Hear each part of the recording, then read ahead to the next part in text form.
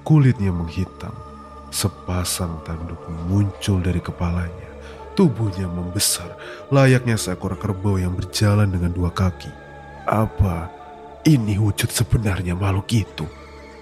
Tanya Eyang. Eyang pun menggeleng melihat sosok itu. Kami tidak bisa membayangkan sekuat apa makhluk itu sekarang.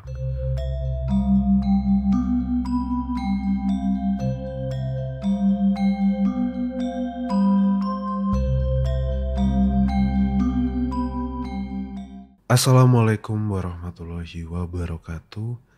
Salam sejahtera, Om Swastiastu, Namo Buddhaya, dan salam kebajikan untuk kita semua. Kembali lagi di podcast Bagi Horor, di mana kita akan melanjutkan part ke-6 dari cerita Bang Dioseta yang berjudul Tumbal Manten. Di part ke-6 ini bisa dibilang akhir dari cerita Tumbal Manten ini.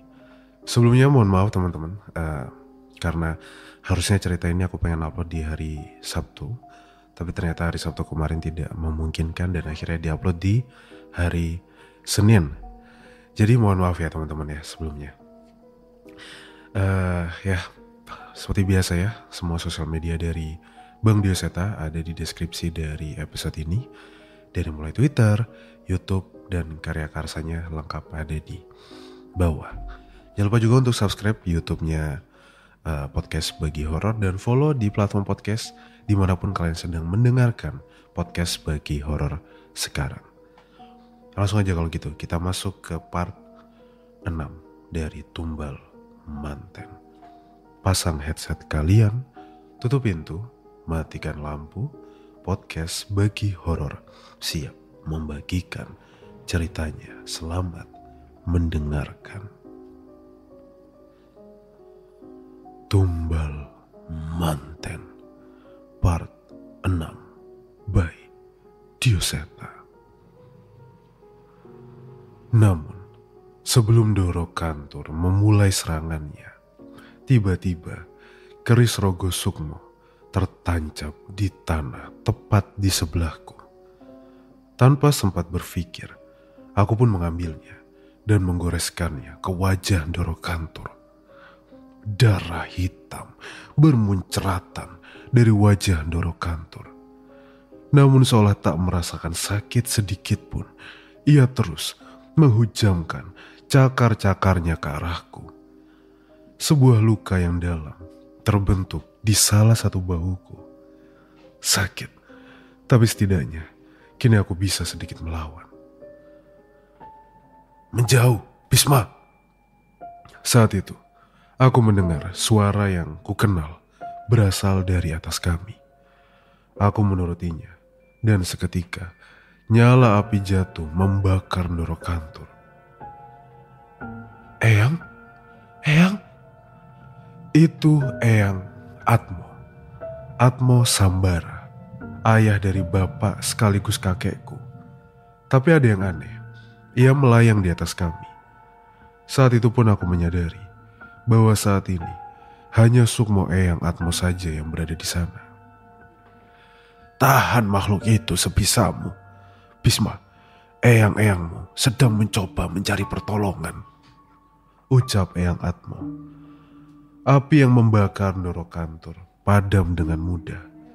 Ia mencoba menyerang roh Eyang, tapi roh Eyang menghilang begitu saja dan tiba-tiba berada di belakangku. Ingat, jangan lengah. Kali ini, pertarungan sengit terjadi antara aku dan Doro Kantur. Entah apa yang Eyang lakukan, tekanan dan kutukan Doro Kantur benar-benar tak lagi terasa. Kali ini, aku hanya bisa percaya pada perintah Eyang untuk terus bertahan sampai bantuan datang. Sayangnya, walau dengan bantuan Eyang, aku masih kewalahan. Nafasku habis, tubuhku terlalu lelah dengan semua tekanan di alam ini. Sebaliknya, Doro Kantur malah semakin kuat setelah terbiasa dengan tubuh barunya. Tanganku terpental, namun aku terus berusaha menggenggam keris Rogo Sukmo, satu-satunya senjataku untuk melawan. Buang waktu berurusan dengan kalian. Doro Kantor tak lagi mengejarku. Setelah menguasai tubuhnya, aku mulai merasakan perubahan mengerikan darinya. Kulitnya menghitam, sepasang tanduk muncul dari kepalanya. Tubuhnya membesar, layaknya seekor kerbau yang berjalan dengan dua kaki. Apa ini wujud sebenarnya makhluk itu? Tanya Eyang. Eyang pun menggeleng melihat sosok itu. Kami tidak bisa membayangkan sekuat apa makhluk itu sekarang. Tapi di tengah kebingungan kami, tetesan hujan mulai jatuh.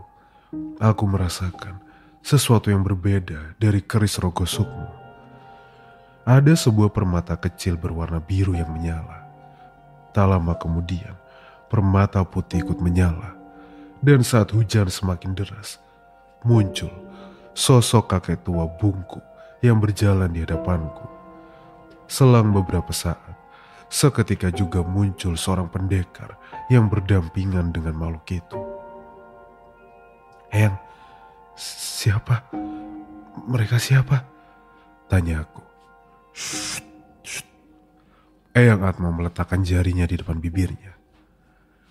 Kamu belum pantas untuk berbicara dengan mereka.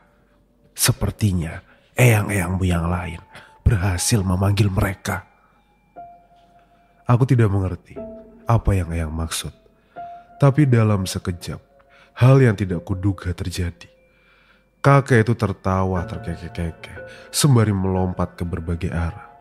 Sedangkan sang pendekar dengan cekatan menghajar Doro Kantor. Wujud mengerikan Doro Kantor menjadi bulan-bulanan kedua makhluk itu. Brengsek, kenapa kalian makhluk dari zaman dulu ikut campur? Teriak Doro Kantor. Tak ada jawaban dari mereka. Sebaliknya, teriakan itu dibalas dengan cakaran kakek tua itu yang merobek-robek tubuhnya. Entah, aku tidak bisa menjelaskan apa yang terjadi. Tapi dalam waktu singkat, tubuh Doro Kantor penuh dengan luka. Kalau aku dalam wujud sempurnaku, kalian pasti sudah mati.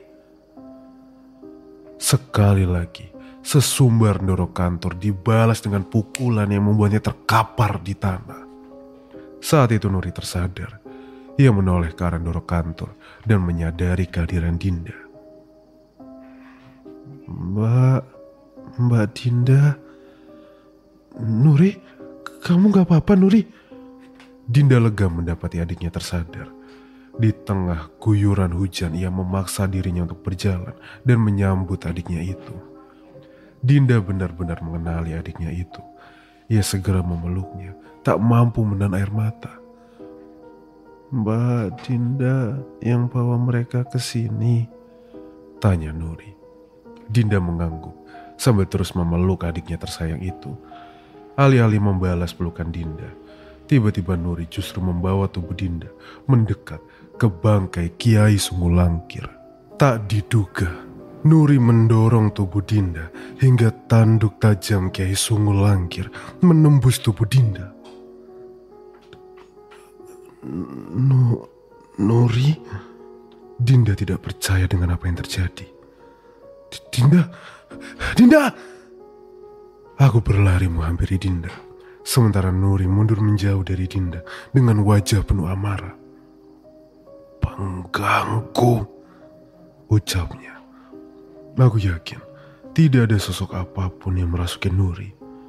Aku yakin yang melakukan ini adalah Nuri dalam keadaan sadar. Apa maksudmu? Apa yang kau lakukan dengan kakakmu? Hah? Apa? Teriakku. Dinda menahan rasa sakitnya. Ia terbatuk hingga memuntahkan darah.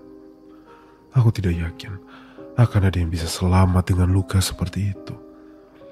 Melihat hal itu, tak disangka Doro Kantor tersenyum. Ia tertawa puas melihat hal itu. Kalian mengganggu. Benar-benar mengganggu, ucap Nuri. Ia merapikan rambutnya dan kembali memasang beberapa tusuk konde di rambutnya. Siapa kamu sebenarnya? Tanya Eyang Atmo. Nuri tersenyum dengan wajah berbeda. Wajahnya tidak lagi polos, seolah tak perlu lagi menyembunyikan apapun. Nyai Ratu, akhirnya engkau kembali. Nyai Ratu. Ucap Ndoro Kantur. Nyai Ratu? Apa maksud Ndoro Kantur? Di hadapanku hanyalah sosok anak berumur belasan tahun. Tak kusangka aku harus bangkit dengan keadaan seperti ini. Bagaimana bisa rencanaku gagal dengan manusia bodoh seperti ini? Hah? Protes Nuri pada Ndoro Kantur. Pergilah Nyai, biar aku yang mengurus mereka semua. Mereka tidak pantas untuk berhadapan dengan Nyai. Ucap Ndoro Kantur yang masih sengit beradu ilmu dengan kedua sosok yang melindungi kami. Saat itu, Nuri melenggang begitu saja meninggalkan kami. Dinda mengangkat tangannya, mencoba meraih adiknya itu. Nuri, jangan pergi, Nuri, ucap Dinda dengan lemah. Makhluk bodoh. Ucap Nuri tertawa, membalas gapaian tangan Dinda. Nuri mengangkat tangannya, seolah memberi pertanda pada beberapa sosok. Sosok pocong berkain jarik itu tiba-tiba melepas kainnya dan mengikatkannya di pinggang. Di balik kainnya, ternyata ia mengenakan pakaian kerajaan yang sangat kuno. Ada beberapa bayangan lagi yang tiba-tiba muncul dan mengikuti Nuri. Adikmu adalah titisan Nyai Ratu Tanuseto Pakut Gajar. Semua ritual setiap 10 tahun ini adalah cara untuk menemukan dan membangkitkan Nyai Ratu. Tunggu. Jadi Nuri adalah titisan sosok Nyai Ratu itu. Apa maksudnya ini? Bagaimana ini bisa terjadi? Gagalnya ritual ini sudah menggagalkanku mendapatkan tubuh sempurna. Aku akan membalasnya beberapa puluh tahun lagi setelah mendapatkan seluruh kekuatanku. Setelah aku membangkitkan kembali pasukan-pasukan Paku Jagar. Ucap Nuri yang mulai meninggalkan kabut tanpa ragu. Jangan dikejar, teriak Eyang Atmo. Tapi Eyang Atmo melayang ke hadapanku. Ia benar-benar melarangku untuk pergi. Anak itu membutuhkanmu. Aku menoleh ke arah Dinda. Ia benar-benar kesulitan untuk bernafas. Saat ini, aku hanya bisa menutup lukanya dengan kain seadanya untuk menghentikan pendarahan. Nuri, Mas. Nuri gimana? Tanya Dinda. Air mataku menetes melihat keadaan Dinda. Bahkan di kondisi nyawanya yang berada di ujung tanduk, ia masih mengkhawatirkan adiknya yang berniat membunuhnya itu. Nuri selamat. Tenang aja Dinda. Nanti kita akan bawa dia balik ya, ucapku. Tanpa aku sadari, tiba-tiba alam berkabut ini berubah menjadi sebuah ruangan kecil berdindingkan kayu. Aroma kemenyan tercium semerbak di tempat ini. Ini bangunan tadi? Tanyaku. Aku menoleh ke arah Ndoro Kantur. Saat itu ia sudah tak berdaya dengan berbagai luka menghiasi tubuhnya. Tugasku sudah selesai. Aku tidak peduli dengan apa yang kalian lakukan padaku. Benar saja. Seolah menjawab tantangan Ndoro Kantur, kedua sosok roh yang menolongku itu merobek tubuh Ndoro Kantur hingga terbelah menjadi dua. Rohnya hancur seketika, terbakar api hitam yang membara.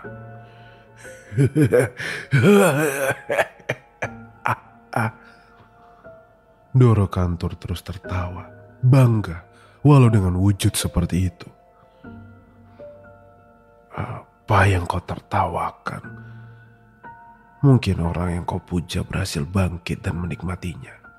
Tapi bukankah yang kau dapat setelah ini justru sebaliknya?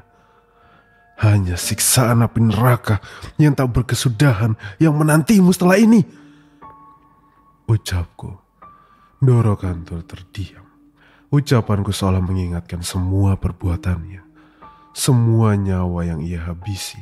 Semua tipu daya yang membuatnya menjadi lebih penting dari Tuhan di mata manusia-manusia yang bodoh. Tidak. Aku tidak mau menghadapi siksaan itu. Tidak.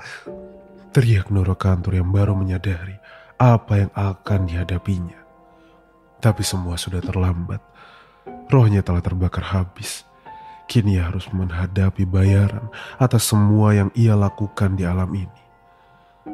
Tanpa ada aba-aba, kedua sosok yang membantuku itu pun menghilang begitu saja. Aku belum sempat berterima kasih. Namun Eyang mengatakan padaku bahwa kelak aku akan bertemu dengan kedua sosok itu lagi saat sudah pantas. Kedua permata yang menyala di keris Rogo Sukmo pun berhenti menyala. Dan kali ini aku benar-benar tidak merasakan perasaan mengerikan yang menyelimuti hutan ini lagi. Bisma. Beberapa saat kemudian Bapak dan Bimo datang menghampiriku. Ia bernafas lega mengetahui aku selamat. Saat itu Bingo kebingungan melihat wujud Eyang Atmo. Aku merasakan ketertarikan Bimo akan ilmu itu. Eyang, gimana Eyang bisa muncul nolong Bisma? Tanyaku sembari mengobati luka Dinda dengan bantuan Bapak. Bapakmu itu loh, pas baca surat dari kamu, dia langsung geger dan nanyain ke warga desa. Pas kamu pergi ke desa Sandi Alas untuk bantuin perempuan itu, dia kayak orang kesetanan, minta tolong ke eyang-eyangmu itu. Oceh Eyang Atmo. Mendengar ucapan itu, aku sekali lagi memandang Bapak dengan kagum. Bapak bukanlah ahli spiritual seperti Eyang, bukan juga pendekar seperti leluhur kami. Tapi dengan caranya sendiri, ia selalu bisa menjadi orang yang sangat bisa diandalkan untuk keluarganya. Bapak, aku memandang wajah Bapak yang masih belum lepas dari cemasnya. Ia pun menoleh mendengar panggilanku. Terima kasih ya Pak, ucapku. Bapak tersenyum kecil, namun ia kembali fokus mengikat luka di tubuh Dinda sembari sedikit menitikkan air mata. Bapak, gak bisa bayangin kalau kamu kenapa-kenapa, Le. Mending Bapak yang ada dalam bahaya dibanding kamu yang kenapa-kenapa, ucapnya. Aku dan Bimo menatap Bapak dengan penuh kebanggaan. Sama seperti Eyang Atmo yang bangga memiliki anak seperti Bapak. Mas, Pak, aku gak mau balik ke desa, ucap Dinda tiba-tiba. Kenapa memangnya, Din? Orang tua kamu pasti khawatir loh, tanyaku.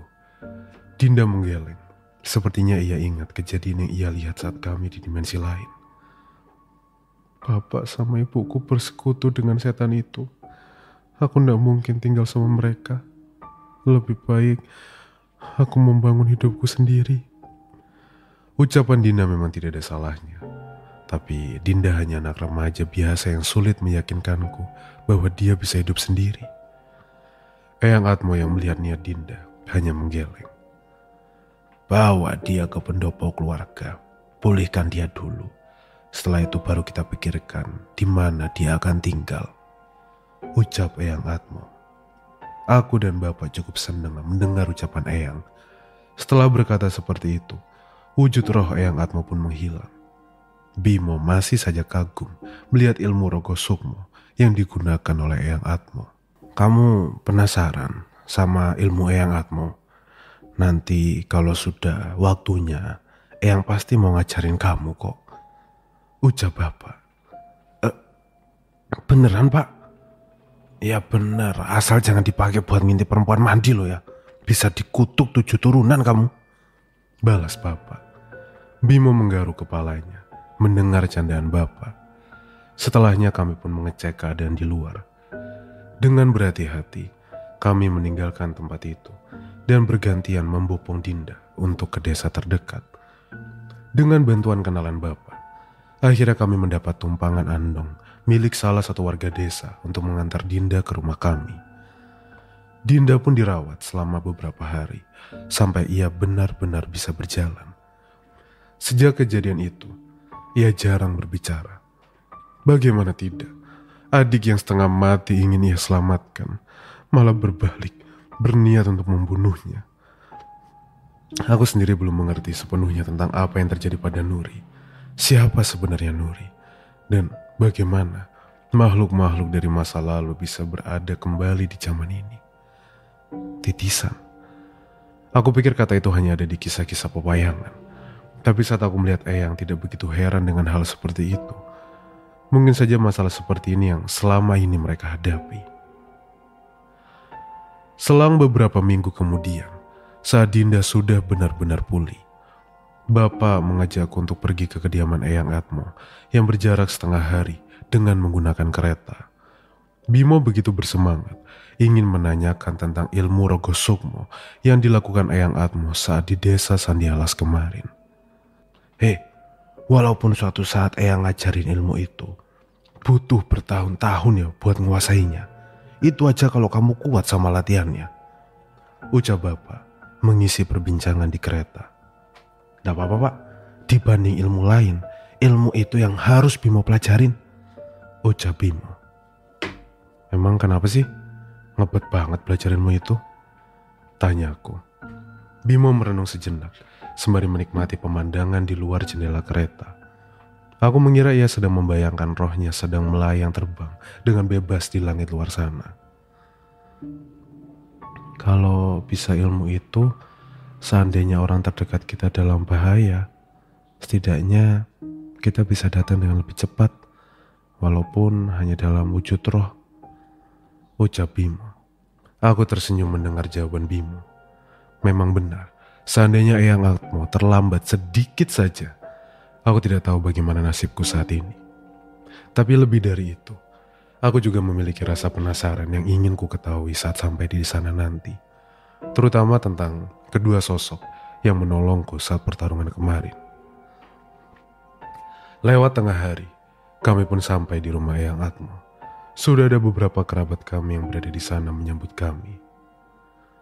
Oh, ini Nak Dinda, sambut Eyang Rasti, nenekku, istri dari Eyang Atmo. Iya Eyang, maaf ya Dinda ngerepotin. Wah, ngerepotin apa? Semenjak Bisma dan Bimo diajak bapaknya tinggal di rumah mereka sendiri, rumah sini tuh jadi sepi. Untung aja rumah saudara kita banyak yang deket, balas Eyang Resti. Dinda pun memberi salam kepada Eyang-Eyang dan kerabat yang ada di rumah Eyang Atmo. Saat itu kami disambut dengan masakan yang cukup banyak. Tentu saja kami menyambutnya dengan senang hati. Perjalanan menggunakan kereta selama setengah hari membuat perut kami bekerja lebih keras untuk menahan lapar. Aku melihat Bapak benar-benar menikmati masakan Eyang. Mungkin baginya, datang ke tempat ini seolah merasakan pulang ke rumahnya semasa kecil. Makan yang banyak Yoleh, habisin aja, habisin, gak apa-apa, ucap Eyang Resti yang senang melihat kami makan dengan lahap. Nggak usah disuruh Eyang, Bimo mau otomatis jadi tim sapu bersih, ucapku. Jangan jujur-jujur toh Mas, balas Bismo. Wes sudah, rapopo, tak temenin malunya. Rumah Eyang adalah salah satu tempat favoritku dan Bimo. Kami selalu dimasakkan makanan enak. Air untuk mandi pun lebih segar karena rumah Eyang berada di kaki pegunungan. Terlebih Eyang benar-benar sayang dengan cucu-cucunya dan selalu memanjakan kami walaupun sudah besar. Kamu yakin gak mau pulang ke desa Sandialas, Dinda? Tanyaku yang masih melihat keraguan dari mata Dinda yang sayu. Dinda menggeleng. Enggak Mas, Dinda cuma gak enak aja ngerepotin keluarga ini. Eyang Resti pun mendekat ke Dinda dan mengelus rambutnya. Yang penting pulihkan dulu lukamu yo nduk. Semoga aja kamu betah. Eyang bakal bantuin apapun keputusanmu nanti yo, ucap Eyang. Memang terlihat di wajah Eyang bahwa ia tidak ingin memaksa Dinda. Sejak bertemu dengan Dinda tadi, terlihat bahwa Eyang sudah menyayangi Dinda sejak pandangan pertamanya. Saat malam datang, aku dan Bimo pun dipanggil untuk bertemu dengan Eyang Atmo. Ada bapak dan beberapa sesepuh keluarga Sambara yang ikut datang. Di hadapan mereka, sudah ada sebuah keris yang kini sangat kukenal. Dulu aku hanya sempat melihatnya dari jauh, tapi sekarang aku merasa begitu dekat dengan keris itu. Bisma, kamu tahu keris ini kan? Tanya Eyang Atmo. Aku mengangguk, berusaha bertingkah sesopan mungkin di antara eyang-eyang keluarga Sambara. Eyang Atmo menggeleng heran menatap keris itu. Kami itu juga tidak nyangka, gimana bisa keris ini datang hampirin kamu sendiri, ucap Eyang Atmo. Jadi bukan Eyang yang ngirim? Tanya bapak. Lau piye carane ngirim? Kalau pakai pos itu 1 minggu loh baru nyampe, balas Eyang Atmo. Aku ingin tertawa, namun aku masih berusaha menjaga sikapku di antara eyang-eyang yang lain. Bisma, mungkin kamu sudah mulai sadar bahwa begitu banyak hal yang tidak masuk akal terjadi di sekitar kita. Suatu saat kau akan sadar satu hal. Sadar apa, Eyang? Sadar takdir Trah Sambara. Aku tidak mengerti penjelasan Eyang Atmo, namun bapak mengambil alih pembicaraan. Sebagian garis besar keturunan Sambara dianugerahi karunia untuk menjadi jembatan dengan alam gaib, seperti Eyang dan kalian. Seiring anugerah yang kalian miliki, maka tanggung jawab besar akan datang kepada kalian juga. Disitulah kalian akan dihadapkan pada pengambilan keputusan. Akankah kalian menggunakan kemampuan kalian ini dan mempertaruhkan nyawa kalian, atau memilih untuk diam? Bahkan mungkin suatu saat kalian akan sulit membedakan apakah ini sebuah anugerah atau sebuah kutukan. Jelas bapak. Aku mulai mengerti maksud ucapan bapak. Aku benar-benar merasakan hal itu saat melihat Dinda membutuhkan pertolongan. Sayangnya aku terlalu gegabah. Seandainya saja aku lebih kuat, mungkin aku bisa menolong mereka semua. Keris Rogo Sukmo ini sudah memilihmu, ucap Eyang Atmo. Aku tersentak mendengar perkataan itu. Tapi bukan berarti kami akan menyerahkan pusaka ini padamu sekarang. Buktikan dulu bahwa dirimu itu pantas untuk mengemban warisan keluarga Sambara. Gimana caranya, Eyang? Tanyaku. Ada ilmu-ilmu yang akan kami turunkan pada kalian berdua. Bukan hanya ilmu kanuragan ataupun bela diri, tapi juga ilmu dalam menghadapi permasalahan dan ilmu untuk tetap menjaga diri di jalan yang benar. Saat kalian sudah menguasai semuanya, maka pusaka-pusaka Sambara akan pantas berada di tangan kalian. Mendengar ucapan itu, aku cukup bersemangat. Sungguh aku tidak menyangka akan merasa seperti ini. Sebelumnya aku benar-benar malas untuk berhubungan dengan sesuatu yang sering bapak sebut dengan takdir Sambara itu. Eyang, soal 2 sosok yang membantu kita dulu, sebenarnya mereka siapa tuh? Tanya aku penasaran.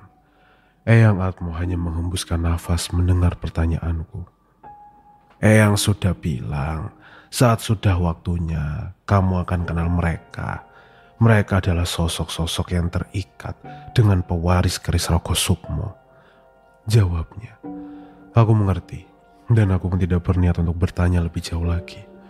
Namun sebelum kami mengakhiri pertemuan ini, tiba-tiba ada salah seorang eyang yang membisikkan sesuatu ke Eyang Atmo.